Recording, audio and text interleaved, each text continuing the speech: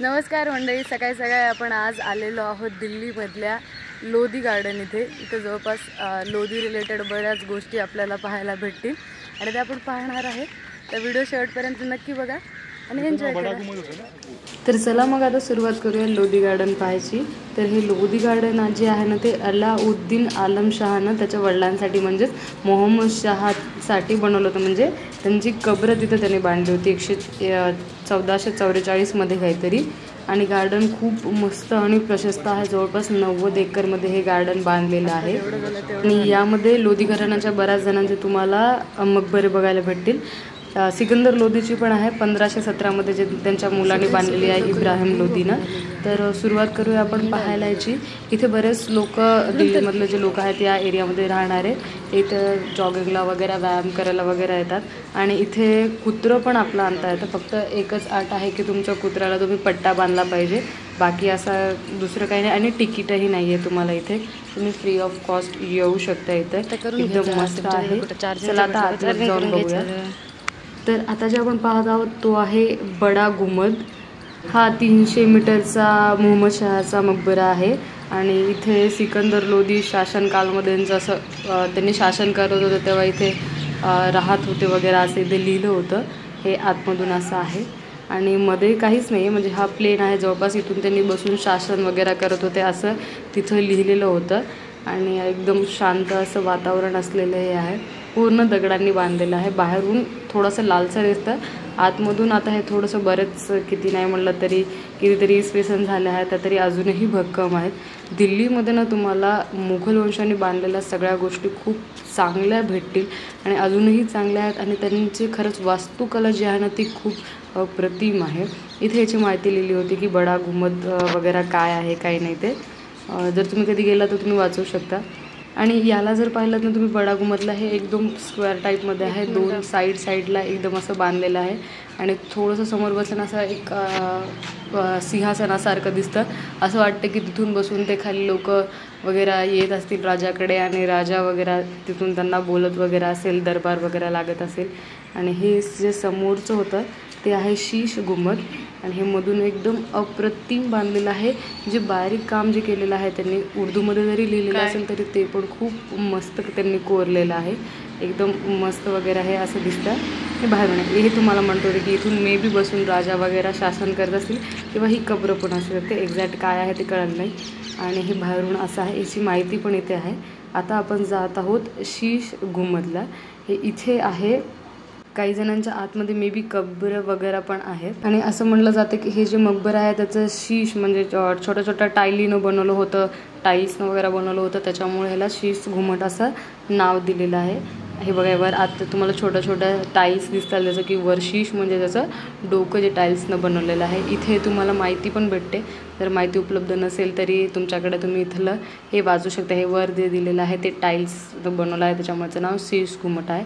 आतमध्ये मात्र काही लोकांच्या कबरी आहेत पण असं लिहिलेलं आहे की त्या कबरी कोणाच्या आहेत असं इन्फॉर्मेशन नाही. हे पहिले पण नाही लिहिलेलं आहे आणि याच्यावर कोरलेलं पण नाही, त्यामुळे ते माहीत नाही आहे. आतमध्ये अशा 1 2 3 4 5 का 6 काहीतरी कबरी या होत्या टोटल. हे वरून असं आहे. तर बरंच कबुतरांनी आपला कब्जा करून ठेवलेला आहे या मकबऱ्यांवर. एकदम शांत अशी प्लेस आहे ही. दिल्ली सरकारने खरंच या गार्डनला खूप वेल मेंटेन ठेवलेलं आहे. एकदम मस्त असं आहे. आता आपण समोर थोडंच गेलं की पाहणार आहोत फवारे. एकदम मस्त फवारे. व्ह्यूज पण इतका छान येऊ लागला ना. पाणी पण चांगलं होतं फ्रेशात. थोडं तर हिरवा दिसणारच ऑब्व्हियसली कारण की थोडं इकडे तिकडे होणार आहे. मंडई हे लोधी गार्डन जवळपास 90 एकरमध्ये पसरलेलं आहे. इथं कोणची एंट्री फीस नाही आहे. आणि पाहताच तरी तुमच्या डोळ्याला एकदम असं इतकं छान वाटेल की तुम्हाला असं वाटेल की विदाऊट तिकीट एवढं भारी तुम्ही दिल्लीमध्ये पाहिलेली आहे. ही गोष्ट एकदम मस्त आहे. आणि इथे जवळपास सगळंच लोधी घराण्याबद्दलचे सगळ्या जणांच्या टॉम आहे ज्या तुम्ही पाहू शकता. चालू करूया अजून आपण काय आहे आपल्याला काय. तर आता जे आपण जात आहोत ती आहे सिकंदर लोधीची टॉम. ती थोडीशी दूर आहे, बाकीच्या याच्यापेक्षा आउटसाईडला आहे. पूर्ण लाल दगडांनी वगैरे बनलेली आहे. एकदम शांत असा एरिया आहे. आतमध्ये जाऊन बघूया आपल्याला अजून आतमध्ये काय पाहायला भेटतं ते. बाहेर एकदम व्ह्यू मस्त आहे. एकदम त्याच्यासमोरच फवारे वगैरे लावलेले आहेत. लोक इथं बरेच मेडिटेशन्स वगैरे करायला येतात शांततेत. तर हे आहे आता आपण जे जातो सिकंदर लोधी का मकबरा.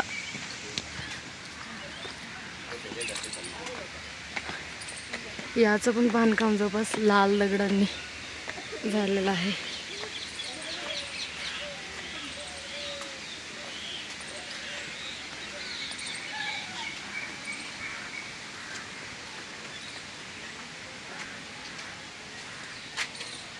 आतमधून बंद काय चालू लोक आहेत का मध्ये? एंट्री आहे की असेल ना, नसेल जायला. बघायला ठेवलं की एवढं.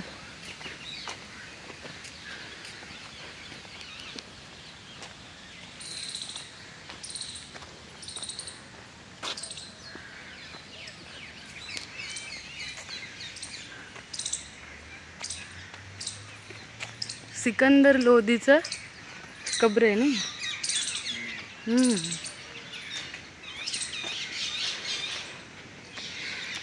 दिल्लीमध्ये जवळपास आपल्याला सगळं हेच बघायला भेटतं बघ. लोधी, मुघल्स.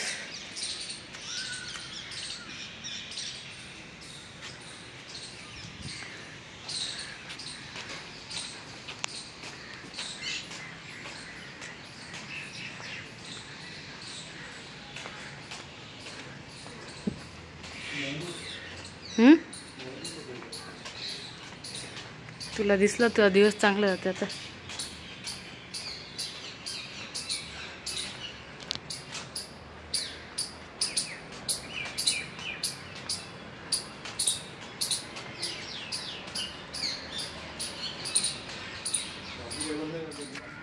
तर बरंच मोठं गार्डन आहे. फिरून फिरून बराच थकवा आला आहे, पण तरी अजून बऱ्याच गोष्टी बघायच्या राहिलेल्या आहेत. ग्लास हाऊस आणि शहा टोम पण राहिलेली आहे, जी थोडीशी इकडल्या साईडला आहे. आपल्याला आता जे पाहिलं त्याच्या अपोजिट साईडला आहे. एरिया बराच मोठा आहे आणि छान पण आहे. चला वेळ न वाया घालता अजून जाऊया समोर पाहायला. आणि इथे ना एक बोन्साय नावाचं गार्डन आहे, ते पाहूया. बोन्सायचा अर्थ आहे की छोटे झाडं. आपल्या झाडांपेक्षा जे छोटे छोटे वाले असतात नाही बघा, असे इथे छोटे छोटे झाडं बऱ्याच ठिकाणी तुम्ही पाहिले असतील असे.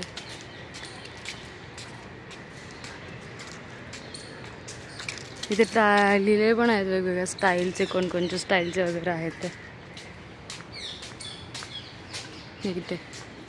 इथे कोणकोणच्या स्टाईलचे झाडं अवेलेबल आहेत त्यांनी लिहिलेलं आहे. मस्त आहे गार्डन पाहण्यासारखं. हे बघ किती क्यूट आहे. ओके, झाडांचे नावं तर लिहिलेले नाही आहेत. फोटो काढ, खूप भारी आहे. हा ना, काढ ना तू. किती छोटे छोटे झाडं आहेत.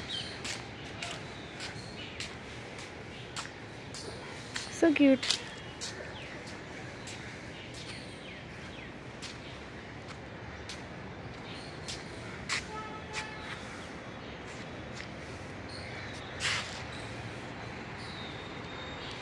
मोठ्या झाडांना छोटं केलं आणि त्याला बोन्साय असं नाव दिलेलं आहे.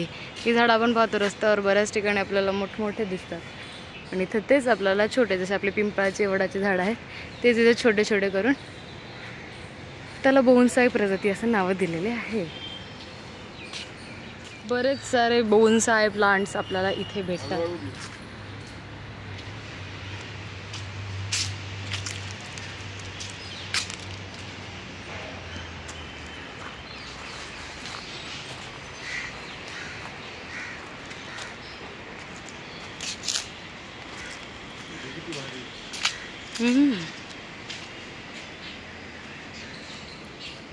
लॉंग आयलँड नावं दिलेत, पण ते काही समजण्याच्या बाहेरचेच आहेत. नावं समजण्याच्या बाहेरचेच आहेत. Hi bro. आणि इथे आहे नो एंट्री. आता आपल्याला परत जा. किती भारी आहे.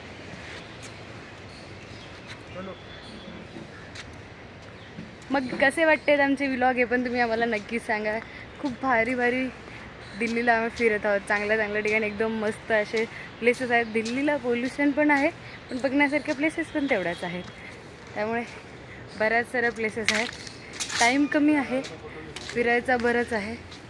हो किती गोष्टी पाहणं होतात. तर आता जी पाहत आहोत ती आहे शाह टोम, जी की ना अष्टभुजा अशी आहे म्हणून इथे लिहिलं होतं. आणि जी आहे मोहम्मद शाह सय्यदची, साऊथ वेस्टच्या साईडला आहे म्हणे असं लिहिलेलं वगैरे आहे. आणि 1444 बांधलेली आहे. ही अशी अष्टभुजा म्हणजे 8 कोणते असलेली, 8 हाता असलेली आहे. आतमधून ही अशी आहे. जवळपास सगळ्यांचं आतमधून बांधकाम सेमच आहे, फक्त थोडंफार स्ट्रक्चर वगैरे काही वेगळं आहे. आतमध्ये आपल्याला शहाजींची ही टोम भेटते. तर शहा टोम झाल्यानंतर आपण आलो आहोत आपल्या शेवटच्या पॉईंटला, जे की आहे ग्लास हाऊस. बघूया ग्लास हाऊसमध्ये काय असतं. बाहेर तर एकदम झाडं वगैरेंनी मस्त डेकोरेशन वगैरे केलेलं आहे. छानपैकी छोटे मोठे छान झाडं आहेत. आणि एंट्री मात्र एकदम मस्त केलेली आहे, हर्टवाली केलेली आहे. एंट्री मात्र छान आहे. फोटोशूटसाठी पण एरिया खूप मस्त आहे बरं का. फ्री असल्यामुळे तुम्ही इथे फोटोशूट वगैरे पण करू शकता दिल्लीवाले, किंवा आपणही जाऊन करू शकतो जर आपल्याला जायचं असेल. आता आपण आलेलो आहोत ग्लास हाऊस इथे. आणि जास्त उन्हामुळे सगळे फुलं सुकून गेलेले आहेत. इथे नो एंट्री लिहिलेलं आहे. आपण ओके बाहेरूनच व्हायचं आहे.